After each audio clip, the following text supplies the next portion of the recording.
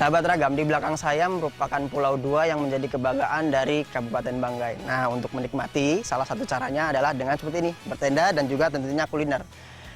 Apa saja kuliner dan juga keindahan alam yang dimiliki oleh Kabupaten Banggai? Mari kita lihat bersama. Bang, ini kita mau buat apa? Berada di ujung timur dari Provinsi Sulawesi Tengah, Pulau Dua merupakan ikon wisata yang menjadi gerbang wisata di Kabupaten Banggai. Topografi yang disajikan alam Sulawesi memberikan berkah terhadap keindahan alam. Salah satunya berada di sisi utara dari Kabupaten Banggai. Pesona inilah yang memikat banyak wisatawan untuk datang. Banggai juga memiliki beragam kuliner yang harus Anda nikmati saat bersantai di kabupaten paling timur dari Sulawesi Tengah ini. Sahabat Ragam, kali ini saya akan mengajak Anda untuk mengeksplorasi keindahan alam dan aneka masakan yang tersaji dari Pulau Dua, Kabupaten Banggai.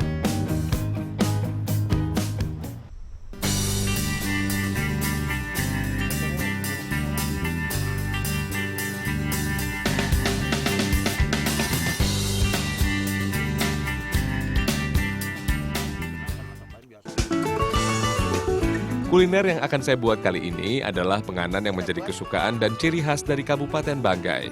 Ya, inilah pisang lowe.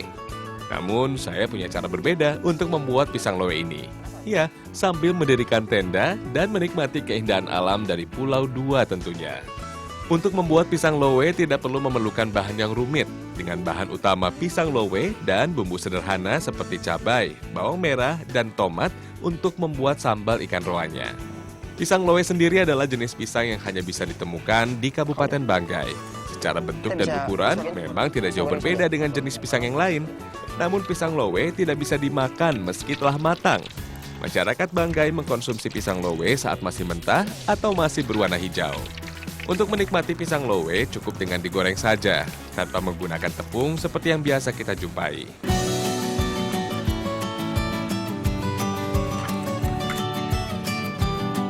Sambil menunggu pisang lowe dingin, kita akan membuat pendampingnya, yaitu sambal ikan roa. Sebelum menghaluskan bumbu, bersihkan duri dan kepala ikan roa, karena yang digunakan hanya bagian dagingnya saja. Ikan roa yang digunakan merupakan ikan roa yang telah diasapi, sehingga sudah matang dan siap untuk dinikmati. Setelah durinya dipisahkan, kini haluskan cabai merah, bawang merah, tomat, dan terakhir ikan roa yang telah disuir-suir kecil. Ulek hingga halus, dan untuk mendapatkan rasa yang nikmat, tambahkan sedikit minyak sayur. Kini, pisang lowe dan sambal roa siap untuk kita santap. Nah, sahabat Ragam, seperti ini cara menikmati pisang lowe, yaitu dengan sambal roa. Selain itu, kita bisa menikmati indahnya Pulau Dua. Ayo Bang, mari Bang, makan.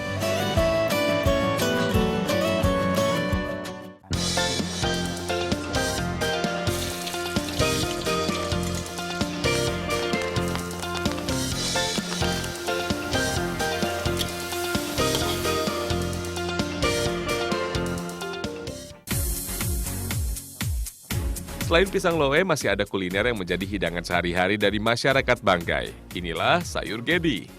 Sahabat Ragam, memang sayur gedi masih jarang kita dengar dan terkesan asing. Namun, tanaman yang satu ini sering menjadi menu bagi masyarakat Luwuk Timur ini. Kali ini, saya diajak sahabat saya Bang Yus untuk mengolah tanaman yang banyak tumbuh di daratan Sulawesi Tengah dan Utara ini. Bang Yus, ini kita mau masak apa nih? Kita mau tumis sayur gedi. Untuk membuat tumis gedi dibutuhkan bahan-bahan seperti ini. Untuk membuat tumis sayur gedi dibutuhkan daun gedi yang masih muda. Jika menggunakan daun gedi yang sudah tua, maka rasanya akan pahit. Pertama, panaskan minyak goreng. Setelah cukup panas, tumis bawang merah yang telah diiris tipis, bawang putih, cabai yang telah dihaluskan, serai dan daun jeruk. Tambahkan garam secukupnya dan terakhir masukkan daun gedinya. Tumis hingga daunnya layu dan bumbu meresap ke dalam daun. Jika daun gedi sudah layu dan wanginya mulai tercium, maka tumis gedi sudah siap disajikan. Sahabat Ragam, ternyata daun gedi ini memiliki manfaat dan kandungan vitamin yang baik untuk tubuh loh. Daun gedi memiliki protein lebih banyak dibandingkan bayam. Ketika sumber protein lainnya sulit untuk dijangkau harganya, maka daun ini dapat menjadi alternatif pilihan. Selain itu, daun gedi memiliki kandungan vitamin A 2 kali lipat. Masyarakat Luwuk Timur ini memang sudah menjadikan tumis sayur gedi menjadi makanan sehari-hari mereka. Karena memang tanaman ini mudah dijumpai di kebun-kebun mereka dan pertumbuhannya pun cepat. Ada lagi kuliner yang juga menjadi ciri khas Kabupaten Banggai, yaitu onyok dan ikan woku. Onyok merupakan penganan yang biasa untuk mendampingi ikan woku. Onyok terbuat dari sagu dan di tempat lain lebih umum disebut papeda. Untuk membuat onyok sebenarnya tidak terlalu sulit. Hanya butuh ketelitian dan juga takaran yang pas antara air dan juga sagunya. Diawali dengan membasahi sagu dengan air dingin, lalu aduk. Ini dimaksudkan agar sagu dapat larut terlebih dahulu. Setelah sagu larut dan menjadi cair, tambahkan air panas secukupnya dan aduk dengan cepat agar sagu yang cair menjadi kental dan kenyal seperti ini. Ketepatan memberi air panas dan kecepatan dalam mengaduk adalah kunci untuk menghasilkan onyok yang kenyal dan enak untuk dihidangkan. Jika airnya tidak cukup panas, sagu bisa saja tidak akan menjadi kental dan kenyal. Nah, onyok sudah jadi, kini saatnya membuat menu pendamping onyok, yaitu ikan woku atau ikan kuah kuning. Ikan woku adalah sayur yang selalu ada saat kita menikmati onyok, karena memang onyok paling enak dinikmati dengan lauk yang berkuah. Bahan-bahan yang dibutuhkan untuk membuat ikan woku ini yaitu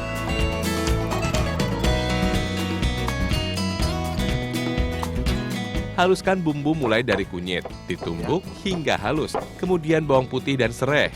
Setelah halus, panaskan minyak dan tumis bawang merah yang diiris tipis, bawang putih yang telah dihaluskan, kunyit, cabai merah, serai yang telah halus, lalu tambahkan juga 2 batang serai agar aromanya lebih harum. Tambahkan daun jeruk, tomat yang sudah dipotong kecil-kecil, dan jangan lupa beri garam secukupnya. Selanjutnya, masukkan ikan yang telah dicuci bersih. Aduk hingga bumbu tercampur merata dengan ikan.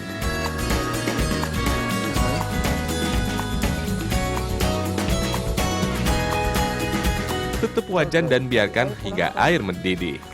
Jika sudah hampir matang, masukkan daun kemangi untuk menambah rasa dan juga memperkuat aroma. Aduk sebentar agar daun kemangi meresap, lalu ikan woku siap untuk dihidangkan.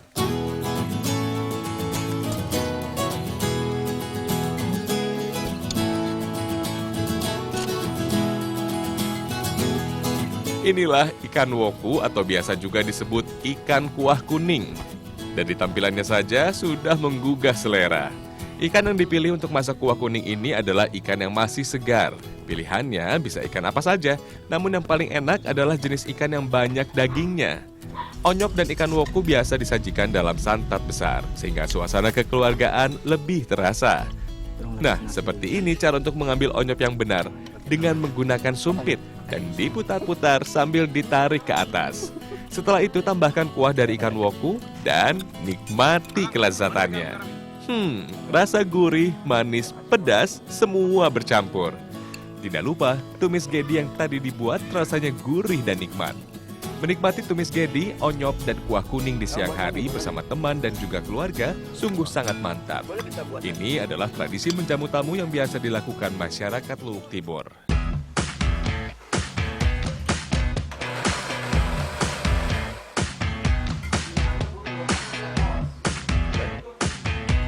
Satu lagi kuliner yang harus Anda coba saat berkunjung ke Kabupaten Banggai. Inilah Rampa Woku Bebek. Masyarakat sekitar lebih mengenal dengan sebutan RW Bebek. Bagi Anda pecinta bebek harus mencoba olahan bebek yang satu ini. Langsung saja kita lihat proses pembuatannya. Ini dia bahan-bahannya. Sekarang haluskan bumbu terlebih dahulu, seperti bawang merah, bawang putih, kunyit, dan lengkuas. Blender hingga semua bumbu halus. Kemudian bebek yang telah dicuci bersih diberi bumbu yang telah dihaluskan. Aduk-aduk hingga semua daging tercampur merata. Setelah itu, masak dalam wajan dengan api sedang. Tambahkan air dan masak hingga air mendidih. Sambil menunggu mendidih, haluskan cabai rawit. Nah, takaran cabai rawitnya bisa disesuaikan dengan selera Anda. Bagi Anda yang suka pedas, bisa menambahkan cabai yang cukup banyak seperti ini. Blender hingga menjadi halus, kemudian masukkan ke dalam RW bebeknya. Aduk-aduk hingga bumbu merata dan meresap ke dalam bebek.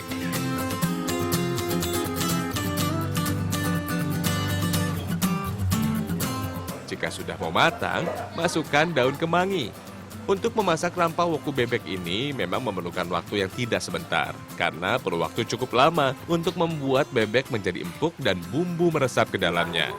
Jika air sudah mulai berkurang dan aroma wanginya sudah tercium, RW bebek dapat disajikan dan dinikmati.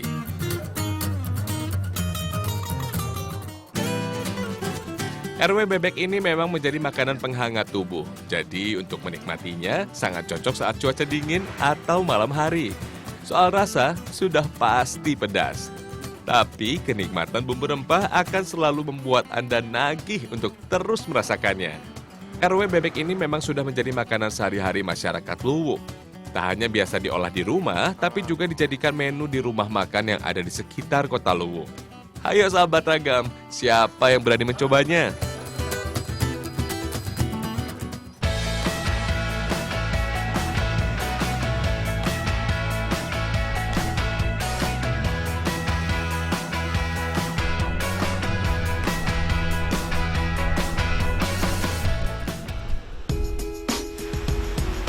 Puas dengan aneka kuliner yang disajikan oleh masyarakat Banggai, saatnya untuk melihat-lihat pesona wisata yang ada di Kabupaten Banggai.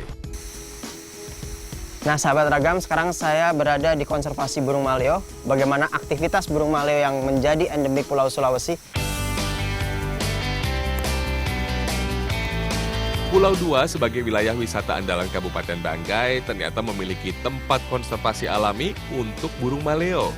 Setelah berjalan dari pintu masuk konservasi, saya dan Bang Sandi tiba di lokasi penangkaran alami burung maleo.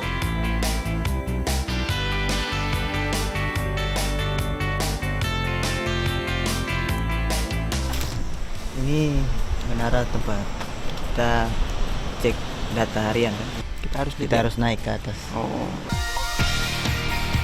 Untuk dapat melihat burung maleo tidak bisa dari dekat, kita harus menggunakan menara yang memiliki tinggi sekitar 4 hingga 5 meter ini.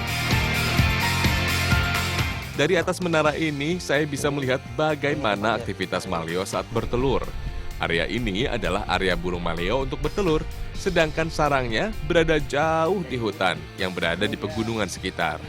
Di area ini maleo setiap hari datang dengan berpasangan.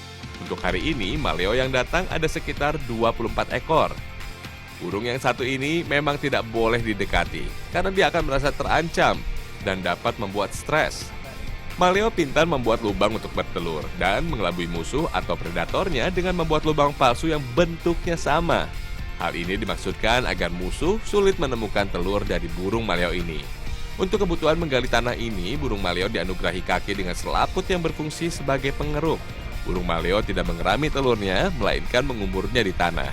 Telur burung endemik Sulawesi ini relatif berukuran besar untuk ukuran tubuh mereka yang sebesar ayam. Dengan berat antara 240 hingga 270 gram dan ukuran rata-rata 11 cm, ukuran telur burung ini mencapai 5 hingga 8 kali lipat lebih besar ukuran telur ayam. Telur-telur yang sudah dikubur oleh sang induk ditinggalkan begitu saja. Anak maleo harus berjuang sendiri keluar dari tanah saat mereka berhasil menetas. Makanan burung ini terdiri dari aneka biji-bijian, buah, semut, kumbang, serta berbagai jenis hewan kecil. Keunikan lain dari burung ini adalah karena mereka dikenal sebagai hewan yang paling setia dan mengadopsi prinsip monogami. Sepanjang hidupnya, ia hanya akan mempunyai satu pasangan dan hidup bersama-sama dengan pasangannya itu. Kabarnya, saat pasangannya mati, burung betina maleo kemungkinan besar tidak akan bertelur lagi. Karena kecantikannya, burung maleo telah ditetapkan sebagai satwa maskot Provinsi Sulawesi Tengah. Status burung maleo masuk saat ini dalam kategori terancam punah karena populasinya kian sedikit. Oleh karena itu, burung dengan tonjolan atau jambul keras berwarna hitam ini dilindungi oleh pemerintah setempat. Nah, tak jauh dari tempat penangkaran alami burung maleo, terdapat sebuah pantai yang sayang untuk Anda lewatkan. Jadi saya menyempatkan untuk menikmati dan bermain di pantai ini. Anda bisa memancing, berenang, ataupun melihat keindahan bawah lautnya. Hamparan pasir putih membentang mengelilingi cekungan pantai yang menjadi muka untuk menuju nesting ground burung maleo di daerah Taima ini. Jadi, selain Anda dapat menambah ilmu dengan melihat dan menyaksikan aktivitas burung maleo, Anda juga dapat bermain air di pantai yang indah ini. Menyenangkan, bukan?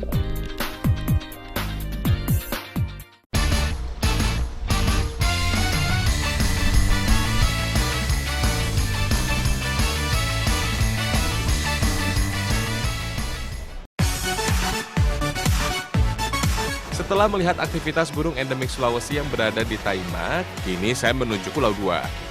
Butuh waktu sekitar 15 menit untuk mencapai Pulau Dua dari dermaga Kampangar. Disebut Pulau Dua karena dalam satu kawasan ini memiliki 2 gugusan pulau kecil yang dapat Anda naiki hingga ke bukit tertinggi. Setelah sampai di Pulau Dua, perjalanan belum berakhir. Untuk dapat menikmati keindahan alamnya, kita harus naik ke bukit dengan jalan yang masih alami. Artinya kita harus berhati-hati karena kemiringannya mencapai 40 derajat yang berarti cukup terjal.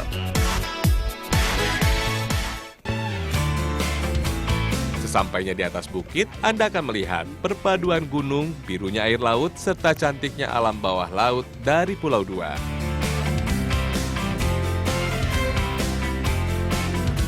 Anda dapat melihat bagaimana karang yang berada di bawah laut dan panorama alamnya yang luar biasa.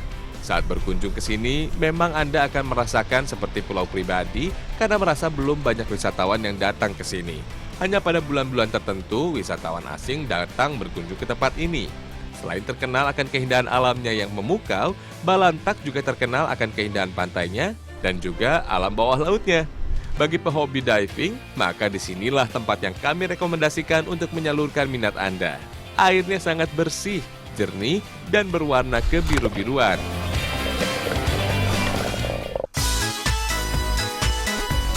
Namun, kali ini saya akan menikmati bawah laut di Pulau Dua dengan snorkeling yang berada di Pulau Kedua. Dengan keindahan yang dimiliki, pantas saja jika Pulau Dua telah dinobatkan sebagai maskot pariwisata Kabupaten Banggai. Anda tidak akan kecewa dengan perjalanan jauh yang telah Anda tempuh untuk menuju ke pulau ini. Nah, buatlah rencana liburan Anda untuk berkunjung ke Pulau Dua.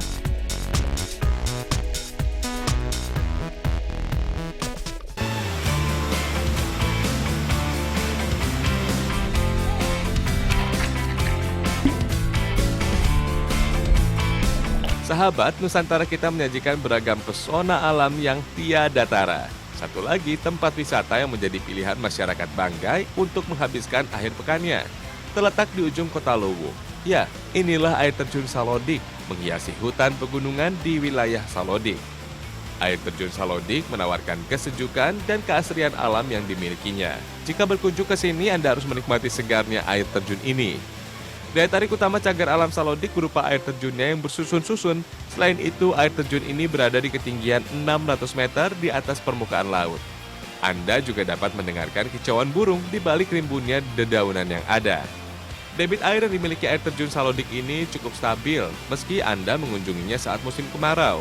Hal ini dikarenakan air terjun Salodik berasal dari sungai yang bersumber di pegunungan. Jika Anda ingin menguji adrenalin, Anda bisa melompat dari tingkatan atas menuju air terjun yang lebih rendah. Menyenangkan, bukan? Pemirsa setia Trans 7, jangan beranjak dahulu dari layar televisi Anda ya, karena Ragam Indonesia masih akan hadir untuk memberikan informasi yang unik dan menarik lainnya. Tetaplah di Ragam Indonesia.